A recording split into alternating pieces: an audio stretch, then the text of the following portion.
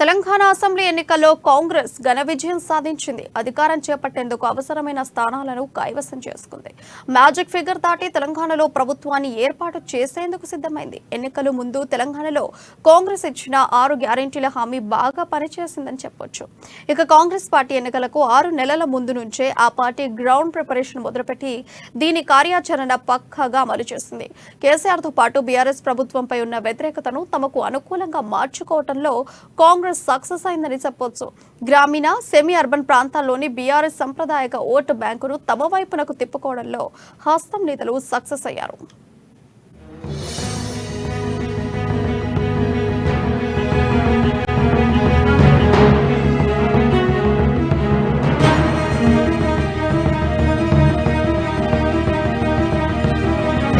తెలంగాణ ముఖ్యమంత్రిగా ఎవరైతే బాగుంటుందని అనుకుంటున్నారు? ఎన్నికల సమయంలో అడిగిన ఈ ప్రశ్నకు ఎక్కువ మంది ఇచ్చిన సమాధానం కేసీఆర్ అని. ఆ తర్వాత రెండో స్థానంలో ఎక్కడో రేవంత్ రెడ్డి కనిపించాడు. పోలింగ్ ముందు వరకు కేసీఆర్ ధీమా కూడా అదే. తన పట్ల ప్రజల్లో ఉన్న సానుకూలత, తనపై ఉన్న నమ్మకం మూడోసారి పార్టీని గెలిపిస్తుందనేది ఆయన అభిప్రాయం. అయితే సీన్ రివర్స్ అయింది. కేసీఆర్ కు ఊహించని రీతిలో భంగపాటు ఎదురైంది. కేసీఆర్ పట్ల తెలంగాణ ఓటర్ సానుకూలంగా ఉన్నాడు, కానీ బీఆర్ఎస్ పార్టీ పట్ల మాత్రం సానుకూలంగా లేడు. 2018లో కేసీఆర్ ముఖం చూసే ఓటర్లు టీఆర్ఎస్ ను గెలిపించారు. ఇప్పుడు కూడా తన ముఖం చూసి గెలిపిస్తారని భావించిన కేసీఆర్ సిట్టింగ్లకు సీట్లిచ్చి తప్పు చేశారు. ఎమ్మెల్యేల పట్ల వ్యతిరేకత ఉందని తెలిసినా వారికి టికెట్లు ఇచ్చి సాహసం చేసి మూల్యం చెల్లించుకున్నారు.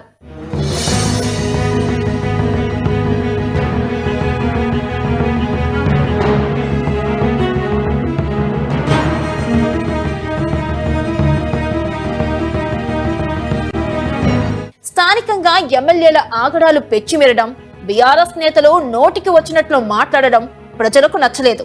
కేసీఆర్ సైతం దురుసుగా ప్రవర్తించినప్పటికీ మిగతా నేతల ఓవర్ యాక్షనే ప్రజలను తీవ్రంగా భావించింది. ప్రతి సభలో కేసీఆర్ ప్రసంగం విని ఉత్సాహం చూపిన యువతపై చిందులేయడం, వారిపై కోపాద్రిక్తులై అరవడం కూడా ఓ మైనస్ గా చెప్పవచ్చు.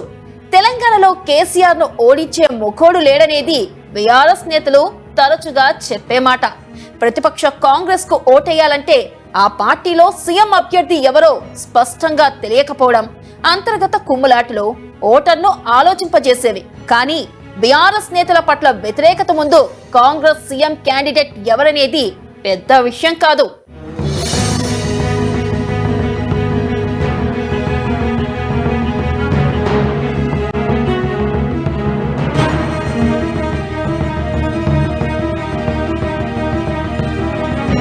ఇక గత ఏడాది దసరా సమయంలో టీఆర్ఎస్ పేరును బీఆర్ఎస్ గా మార్చి కేసీఆర్ తప్పు చేశారని చెప్పొచ్చు. తెలంగాణ ప్రజల ఆకాంక్షలకు అనుగుణంగా టీఆర్ఎస్ ఉండేది. తెలంగాణ కోసం కొట్లాడేందుకే టీఆర్ఎస్ పుట్టింది.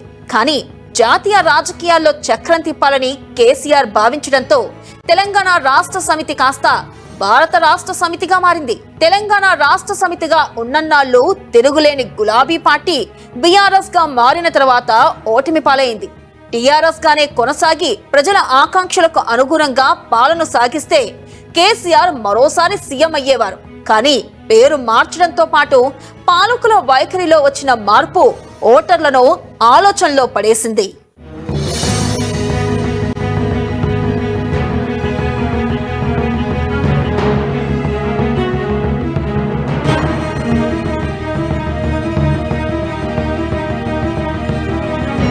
ఇక తెలంగాణ అసెంబ్లీ ఎన్నికల్లో కాంగ్రెస్ జోరు పెరిగి కారు హుషారు తగ్గింది. బీఆర్ఎస్ కంచుకోటలు మినహాయిస్తే మిగిలిన నియోజకవర్గాలు అన్నిట్లో కాంగ్రెస్ హస్తగతమైన వాతావరణం స్పష్టమవుతుంది. అయితే మొత్తం 119 నియోజకవర్గాల్లో కొన్నిటిని మాత్రం ఆయా అభ్యర్థులు తమ కంచుకోటలుగా మార్చుకున్నారు. అలాంటి వాటిల్లో సీఎం కేసీఆర్ నియోజకవర్గం గజ్వేల్, మంత్రి కేటీఆర్ ఎమ్మెల్యేగా ఉన్న సిరిసిల్ల, హరీష్ రావు ప్రాతినిధ్యం వహిస్తున్న సిద్దిపేటలు ఉన్నాయి. ఇక్కడ ఎప్పుడు ఎన్నికలు వచ్చినా ఆ అభ్యర్థులు గెలుపు లాంఛనమే.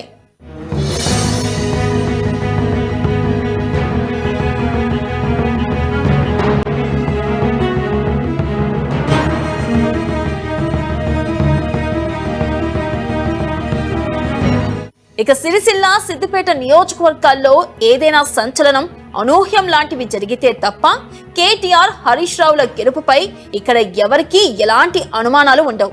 ప్రజలు చర్చించుకునేదల్లా ఈ ఇద్దరు ఎంత మెజార్టీ సాధిస్తారనేదే. బీఆర్ఎస్ సర్కార్కు 2 చక్రాల్లాంటి వీరిద్దరి మధ్య ఓ ఆసక్తికర పోటీ ఉంటుంది. అదే ఎవరికి ఎక్కువ మెజార్టీ వస్తుందా అని. ఈ 2 నియోజకవర్గాల్లో ప్రస్తుతం మెజార్టీ తగ్గింది.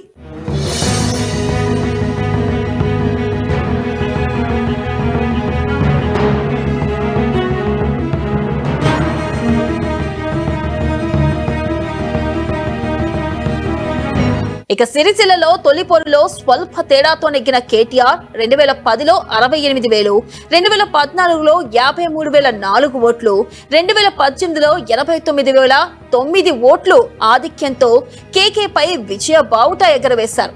ఈసారి ప్రత్యర్థిగా కేకేనే ఉండడంతో గత ఆధిక్యం కంటే ఎక్కువ మెజార్టీతో గెలిపే లక్ష్యంగా కేటీఆర్ ప్రచారం నిర్వహించారు. అయితే ఈసారి మాత్రం గతంలో కంటే ఆధిక్యం బాగా తగ్గిపోవడం గమనార్హం. బీఆర్ఎస్ కంచుకోటలో గెలుపు కారుదే అయినా హవా మాత్రం తగ్గిందని చెప్పొచ్చు.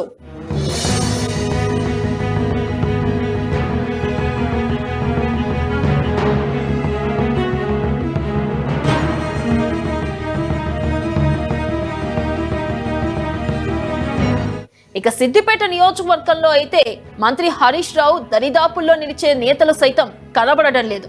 గత ఎన్నికల్లో ఇక్కడ ప్రత్యర్థులకు కనీసం డిపాజిట్లు కూడా దక్కలేదు.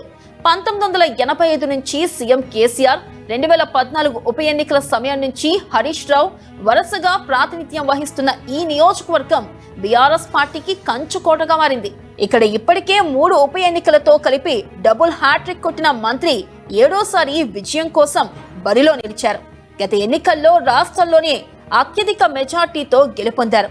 అయితే మంత్రి కోరుకున్నట్లుగా ఈసారి భారీ మెజార్టీ సాధ్యం కాలేదు. రాష్ట్ర వ్యాప్తంగా కాంగ్రెస్ గాలి వీచిన తరుణంలో ఆయనకు గతంలో కంటే ఈసారి తక్కువ మెజార్టీ వచ్చింది.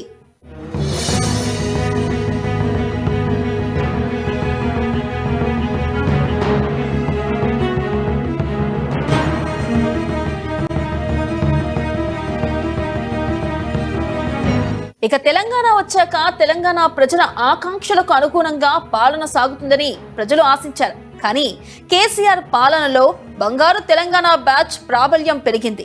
ఉద్యమకారులకు ప్రాధాన్యం లేకుండా పోయి డబ్బున్న నయా నాయకులు తెర మీదకొచ్చారు. కేసీఆర్ ఓటమికి ఆయన చుట్టూ కోటరీగా మారిన బీఆర్ఎస్ నేతలు కారణమయ్యారు. ఇది కాంగ్రెస్ విజయం అనే కంటే బీఆర్ఎస్ స్వయంకృత అపరాధం అనొచ్చు.